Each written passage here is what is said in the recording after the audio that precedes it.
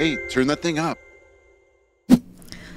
Bob and Randal, we are so glad that you were able to join us on the podcast and that you wrote such a great cover story for the March-April issue of Faith Today. So first of all, I want to say thank you for that. Thank you, Karen. It's a pleasure for both of us to be here. Yeah, definitely. Good. Well, I think that your article is going to be, well, I want to say devoured by our readers, but that, maybe it's not that titillating, but it's such a helpful overview of what can go wrong in faith-based organizations in terms of abuse and safety and protecting people and protecting the place too, because we all love the church, we love our seminaries, we love our ministry organizations, and we want them to be healthy and well. So I would love for us just to begin by you explaining what Veritas does and how you may do that specifically in the faith-based organizations. And whoever wants to take the lead, and please just jump in with each other. All right. Well, I think probably a good place for me to take the lead, Randal, if you're okay. So Veritas, I launched it in 2018. It was just me and my experiences. And from there, we've grown. We're conducting over almost 250 investigations a year in our different branches.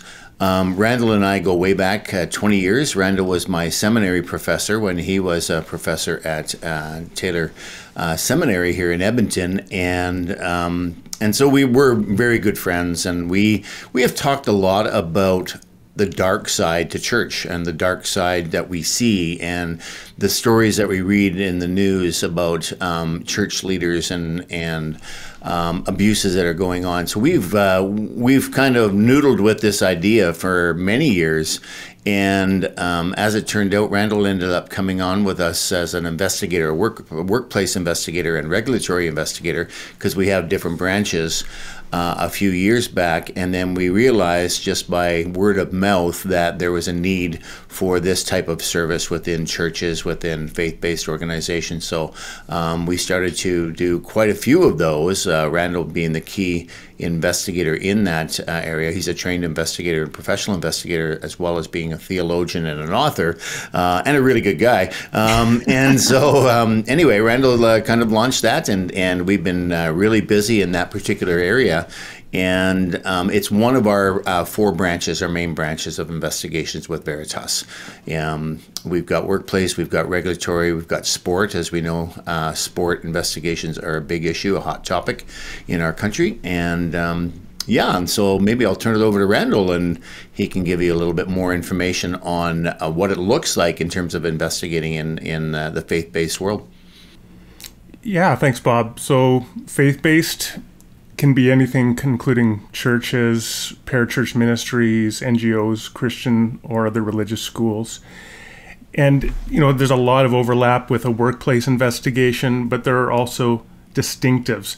And probably one of the biggest distinctives is the very concept of spiritual abuse, which I suspect we'll be talking about here, and an understanding of the nuances that come with a Christian or a religious community when abuse occurs within that community from a theological, ethical perspective and existential perspective, and to be able to approach investigations within those contexts by understanding the nuances of the communities and the beliefs and practices that structure them. Randal, I am so curious how you're so well-rounded that you can teach in seminary and then become an investigator. First of all, I think it sounds very cool, but can you just explain how those worlds come together for you? Well, I got to say, I owe it to Bob back in 2019 when I started working part-time with Veritas for helping me to begin to make those connections. For me personally, it's first of all, I have one part of investigations is report writing, and I've written and co-written 15 books. So the writing process is pretty natural to me, and the analysis that goes into it. I have a background in analytic philosophy and theology, which helps me to be clear on concepts and looking for evidence and following a train of thought, or in investigations, what we call the scope of the investigation. So that's been helpful. I've also done a lot in terms of debates and dialogues with people outside of my belief community, atheists in particular.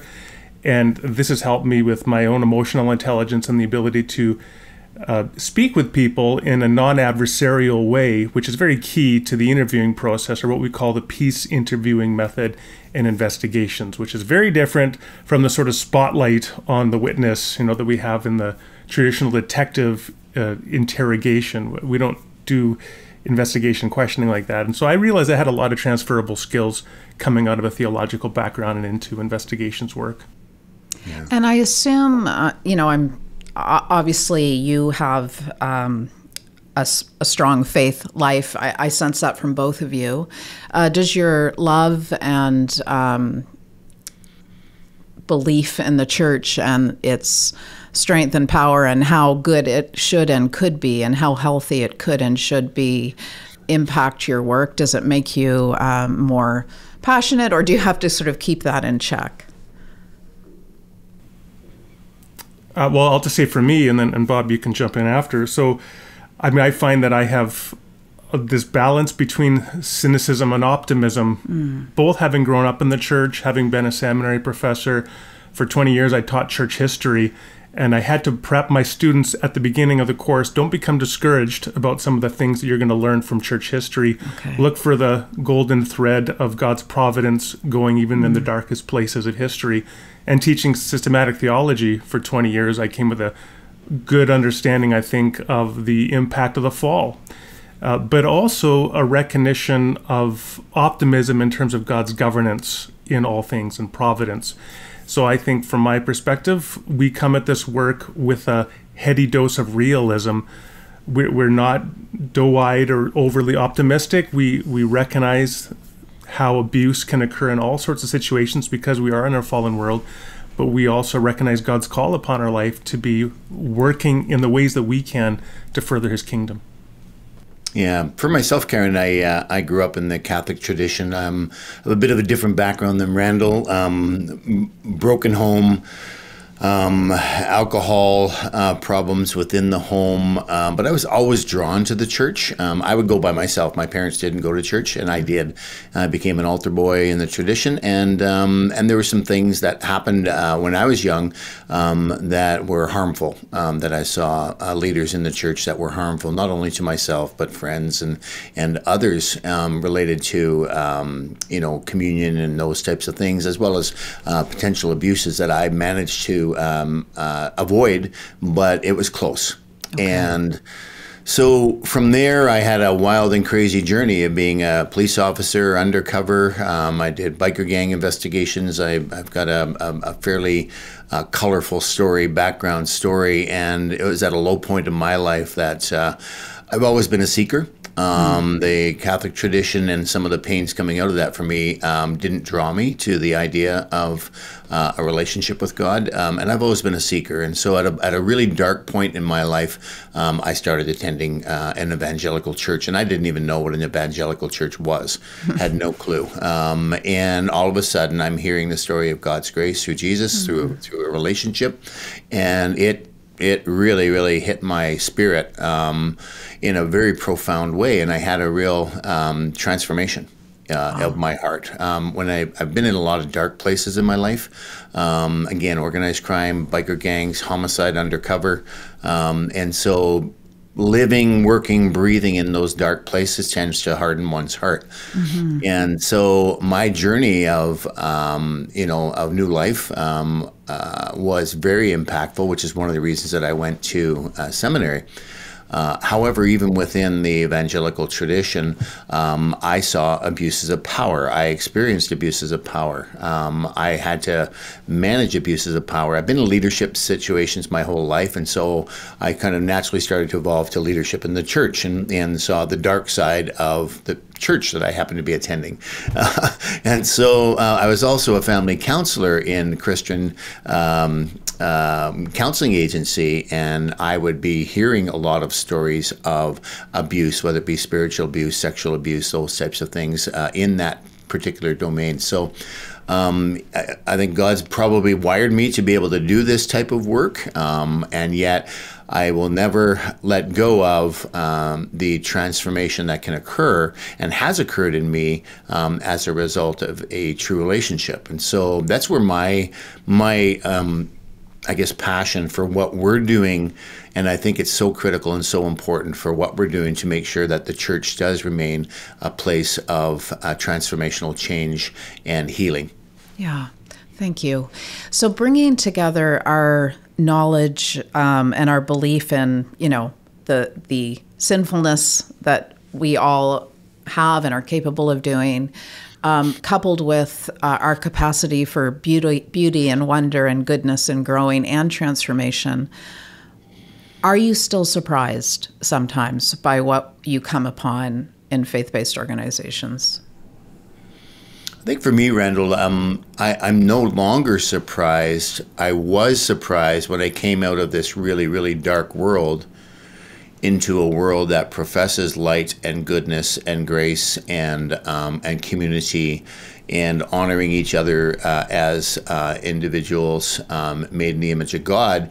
And that was what the tonic for me was. And then when I saw abuses and I was experiencing abuses, I did become a little disillusioned at that point in time. I've never lost my faith, but it took a little bit of a shine off the grace that I had experienced, and so I don't think I'm surprised anymore.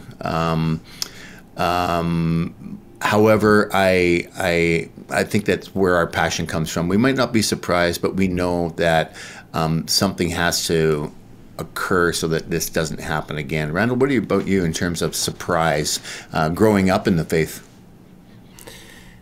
Well, yeah, I'm not surprised anymore, I would say. It's funny, well, not funny, haha, but when you're writing books, what I've learned over the years is that if you want to give an example of a moral exemplar, you tend to go for people who have been dead for a while.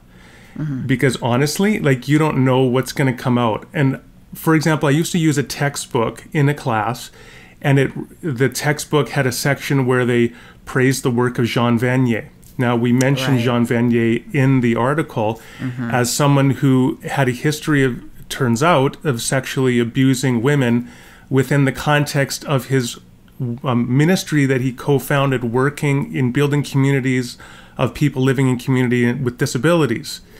And so it's okay, even Jean Vanier is going to let us down. So you kind of stick with people who have been dead for a while because, okay, all the stuff has been worked out about them. Now, the irony is, even for me in the last several years, I was reading some things about John Wesley in the 18th century that were pretty disappointing and that I think would have been a concern about his relationships with some of the females that he had when he was doing his ministry. And so I just have come to recognize, okay, even dead people are going to let you down sometimes. So really what you just have to kind of do is you put your trust in Jesus. He's the standard. And with everybody else, you recognize, again, the fall has impacted us. And at some point, we will probably be let down by other people. And honestly, we're probably going to let other people down as well. So there also has to be that heady dose of self-introspection to see where am I potentially being the one that's harassing or bullying or something else. Yeah. Great answer. So let's dig into spiritual abuse.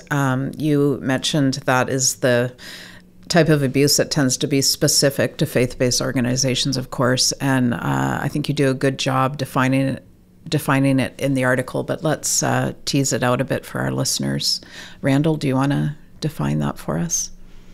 So the basic definition is the abusive exercise of coercive control or a power within a spiritual context.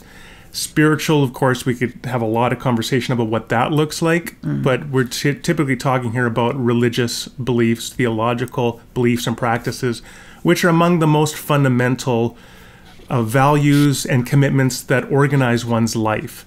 And so what that entails then is that abuse occurring at this level, this is like ground level, right? You don't get more basic than this. The concept of God for somebody is the concept of what is the highest standard of value and commitment and meaning. And if that gets distorted, one can understand the repercussions. It would be like shaking the very foundation stone of a house. So in the same way that, as we briefly mentioned in the article, that domestic violence or intimate partner violence impacts the person who experiences it at a much deeper, more fundamental level, than just some random person on the street committing violence against you. So it is with the intimacy within a spiritual context that the abuse that occurs can be often much more existentially impactful. Yeah. So if spiritual abuse is so foundational and so destructive, you talk about power, that at the root of abuse is power. So the spiritual power that a leader might have over someone who goes to their church or sits in their classroom or whatever must be potentially really significant. Maybe I can go there, Randal, in terms of the topic of power. So, Karen, I was given a badge and a gun and a lot of autonomy at 20 years old. That's a lot of power. Yeah. And I've really, really reflected on this issue of power and how we use our power. Power is normal. Power hierarchies, power structures, et cetera, et cetera. It's normal in our world. It's how we use that power that either for the greater good or for our own personal gain. And I think that's the key difference here. But you also have within the church and within faith-based organizations, universities, as an example, you have both the spiritual side of power, but you also have the hierarchical side in terms of employment. And so if someone is abusing that power in whatever way, whether it be sexual, whether it be harassment, whether it be bullying, discrimination, you have the double component of the hierarchical power that could impact someone's livelihood. Someone could be terminated from a position. Someone could be, ostracized from the community because of hierarchical power. But then when the person of that hierarchy also has that spiritual power, I think it's a double-edged sword in terms of the capacity for it to be abused. I love the quote from Spider-Man's Uncle Ben, with great power comes great responsibility. And I use that in many of my courses, both my leadership courses, supervisory courses, but as well as this context. If we have the power, we need to use it responsibly. And I think that's grounded in many biblical verses about the issues of power. Yeah. I mean, my husband went through seminary in the 90s, and maybe this has changed, but I don't think that pastors and people in seminary are, often going to become seminary professors too. I don't think they're taught about power, and hopefully that's changed, but do you think that's a thing? Yeah, that's a great question. I think that in the last few years, there's been a real growth, not resurgence, because I don't know when it last happened, but there's been this new awareness of these power structures and the degree to which abuse can creep in. There's been a lot of interesting work that's been done, like Chuck DeGroat's book on narcissism in the church, and a church called Tove, Scott McKnight's book, and so on. And so it's been exciting to see there's that new awareness, and I think that that's now coming into the seminary context. Now I've pretty much left that context in the last year or so, but that's what I was beginning to see is that there's now this new awareness. And I think it's going to take a while for that to really come in and affect the way that education is done. But certainly it's a reformation, I think, that needs to happen. Yeah. I think people would be really interested in hearing how an investigation in a faith-based organization takes place for you guys. So, and you mentioned peace listening, I think, Randal, if I heard you right. Can you walk us through what a good investigation looks like and the kinds of things that you're watching out for and listening for, and how you make sure you conduct yourself? Yeah, there's a lot in that question. Bob, do you want to start by just saying generally what a good investigation looks like, and then I can just add some nuances for a faith-based context? Yeah, absolutely. So I actually teach what's called the anatomy of investigation. So maybe I can go through that anatomy. Just taught it on my course yesterday. So we have an initiating event, whatever that may be. It could be social media, where someone is alleging something on social media and an organization chooses to initiate an event. It could be a formal complaint. It could be something that happens in general media. It could be an anonymous complaint through a whistleblower hotline. You have an initiating event alleging misconduct. That's step one. Step two, you identify your parties. Who are the parties? Do we have a complainant that's actually formally complaining? Are they anonymous, or do we know who they are? Do we have a respondent? This is language that we use within the context of an investigation. The respondent or the responding party is someone who is alleged to have engaged in misconduct. Then you have your witnesses, potential reporter, other people that might know information. Then you start by coordinating with them to gather information. So we're gathering evidence. Evidence can be their own testimony or their what they've told us, whether it be written, whether it be in verbal. Other evidence such as emails, text messages. We see a lot of that in our investigations. Anything that either supports or refutes the allegation. That's step 3. Step 4 is that we analyze all of the information. We place weight on the information. Sometimes we place a lot of weight on certain information. Sometimes we place minimal weight on certain information, but we weigh it out. We analyze the evidence. Step 5, we come to a conclusion based on, this is critical, based on what's called the standard of proof, the balance of probabilities. And why it's critical is a lot of people think that because if something were to be sexual in nature, let's say, or an assault where it goes through the criminal world, the standard of proof is very different than the standard of proof required within the civil context, i.e. Workplace, employment, labor, human rights, those types of things. Standard of proof being the balance of probabilities. Did it happen? Is it more likely to have occurred than not? And that's how we come to a finding. So whatever happens in criminal court, as an example, there's a current case that's coming up in this month, I believe, in criminal court. It doesn't matter what happens in criminal court for the organization because the standard that they're investigating is different. And maybe I can give you just a little bit of a context on that. The O.J. Simpson case where O.J. was acquitted of homicide, but he was found civilly liable for homicide because there's a different standard of proof. So we come to a finding, particularly on the he said, she said cases. We do credibility assessments. We're analyzing credibility for folks. And then lastly, we end up giving the report to our client and they make a decision on sanction or they make a decision on consequence, whatever that may be. That's the anatomy of all of our investigations. And then maybe, Randal, you can put some salt and pepper on that for how it looks in the faith-based world. I like that image. So the salt and pepper wise, I think coming into it is, again, to recognize, well, first of all, the way that power flows within organizations is often important. So, for example, within the Christian tradition, there are 3 main ways that church models tend to govern themselves: an Episcopal, a Presbyterial, or a congregational model. Understanding some of those power dynamics, how power flows between the pastor or the bishop or what have you and the organization, that can be important. Understanding then the kind of theological nuances within the denomination or within the specific community. Understanding some of the values, such as in Titus 1, 7, and 8, or in 1 Timothy 3, when Paul talks about what leadership looks like. One of my favorite verses, actually, in 1 Timothy 3, is that he says a leader should be not violent but gentle.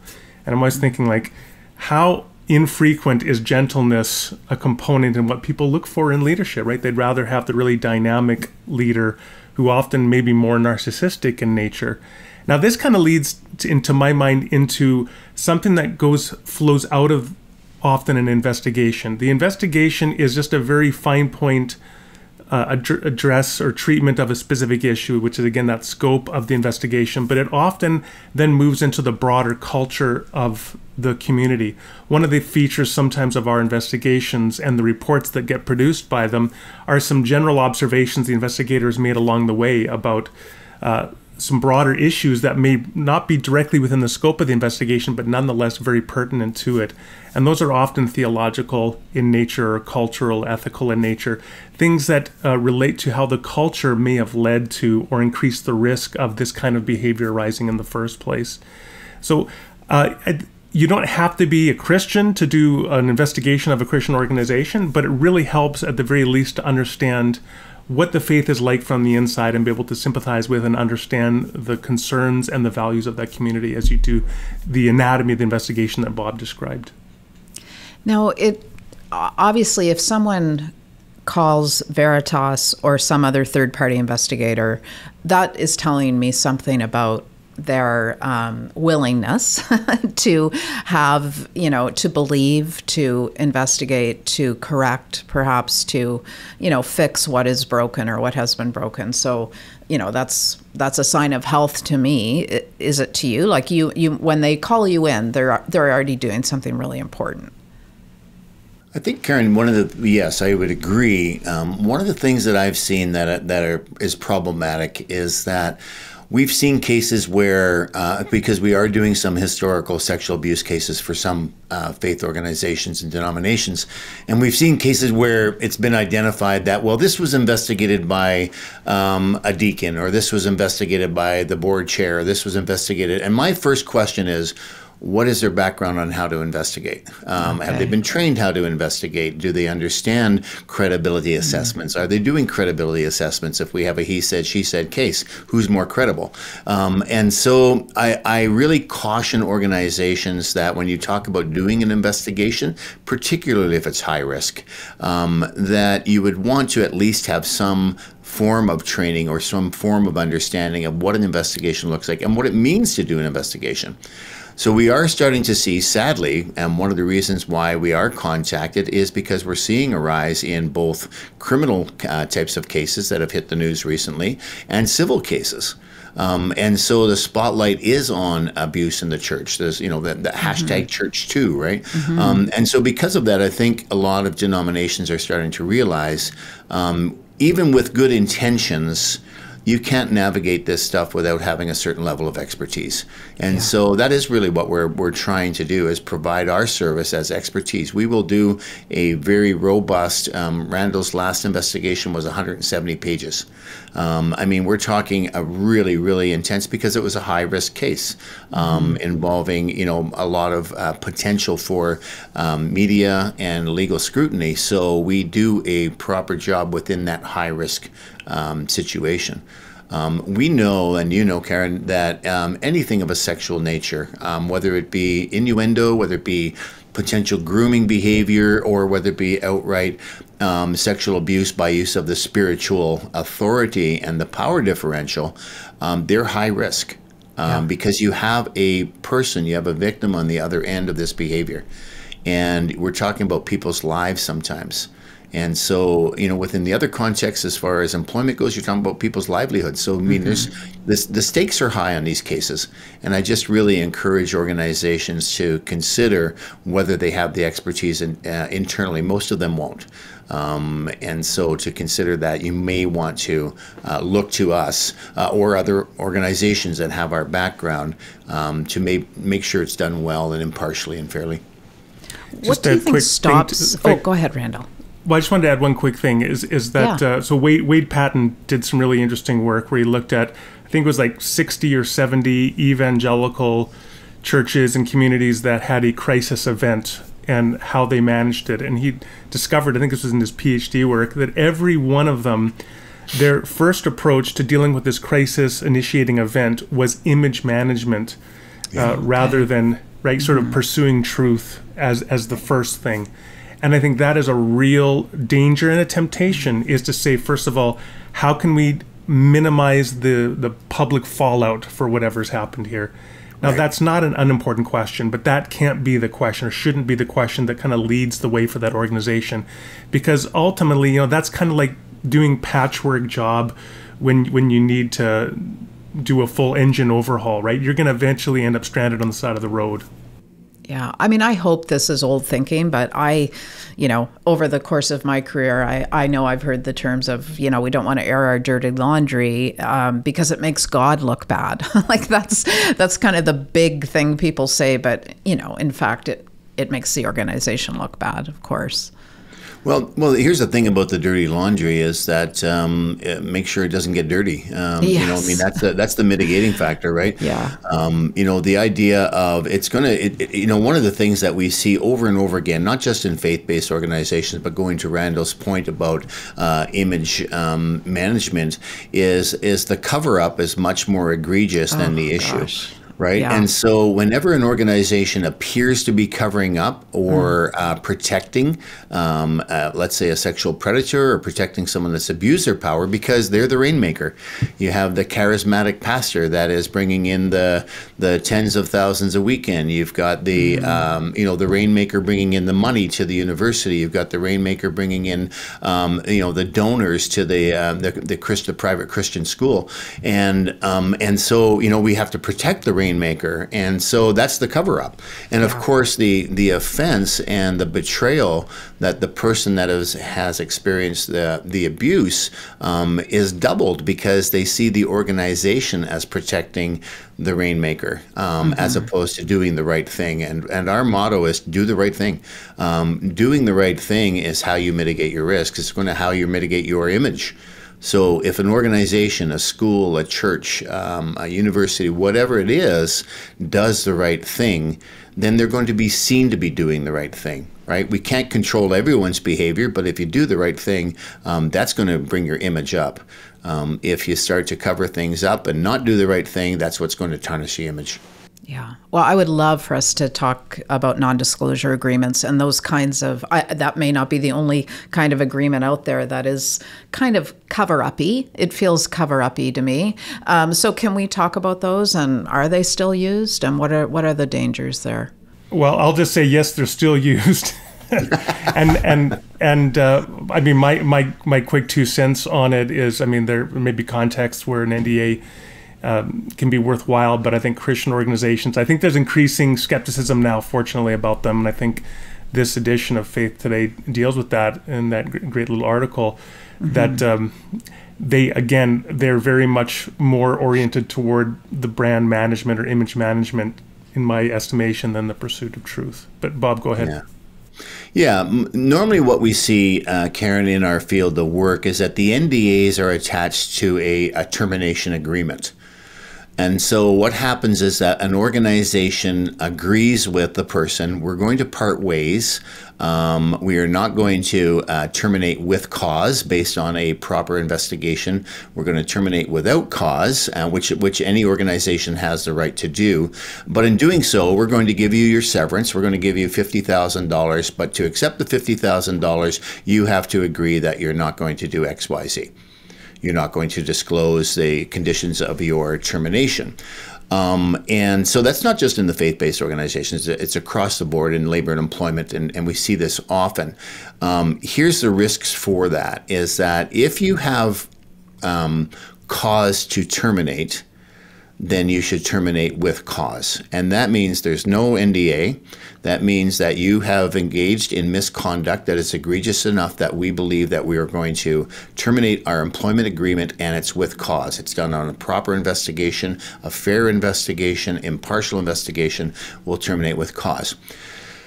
What I see happening in a lot of organizations, particularly with people that have been there a long time, is that the lawyers get involved, frankly. Not that there's anything wrong with lawyers. I have a lot of lawyers in my life, and I've worked around lawyers my whole life. But the lawyers get involved, and they're putting the legal lens on it, saying, well, the business case here, and they look at it from a business case.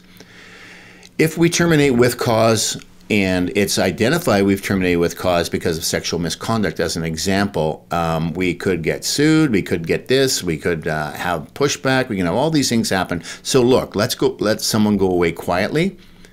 We'll give them some money to go away. Frankly, that's how it works. And then they'll sign off that they won't hold the school liable, or they won't talk about it. That's what we've called the NDAs. Now, on the NDA on the other side is if they quietly pay out someone. So someone brings forth an allegation, and they say, or a lawsuit, and they say, look, we're going to pay you out, but you have to sign something to say that you will no longer hold the institution liable for X, Y, Z, and talk about it, etc. So there's two types of NDAs. One is for the person engaged in the misconduct, and one is for the person that is either going to blow the whistle on the misconduct, or that they can't stand by and watch this happen any further, and so they'll negotiate their exit, but they can't talk about it. Okay, wow, that is so interesting. Yeah, and so we had one case where it was a very, very clear ongoing sexual harassment and sexual predatory type of behavior. And we go deep into this issues in the book, and in not so much in our article, but certainly in the book, we're going to be talking about sexual predatory behavior. And we had a case that was very clear sexual predator behavior, but the person had been there for 25 years. And we had a very, very strong case, and the organization chose to allow them to resign or retire, get their pension, get their severance, sign the NDA, and move along. So no harm, no foul.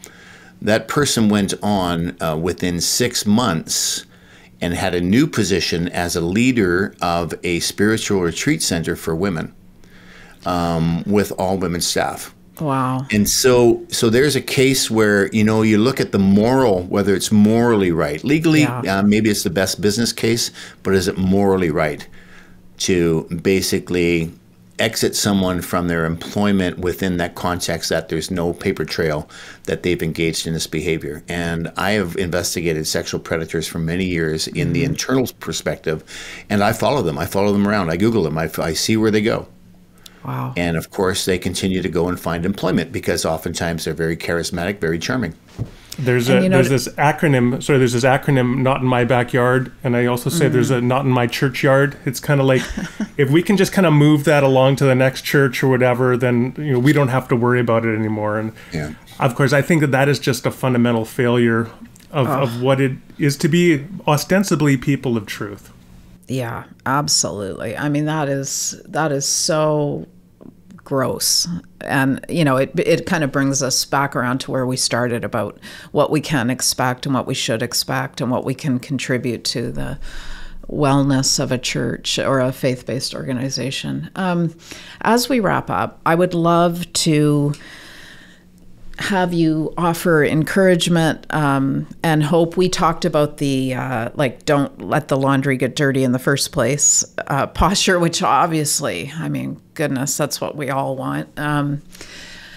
Tell us, encourage us, if you will. You guys see kind of the worst of the worst, it sounds like, but you also see people trying hard to make things better. And I would love to just end on that note. What is your encouragement for how we can do better and how we can, fix things before they get too broken?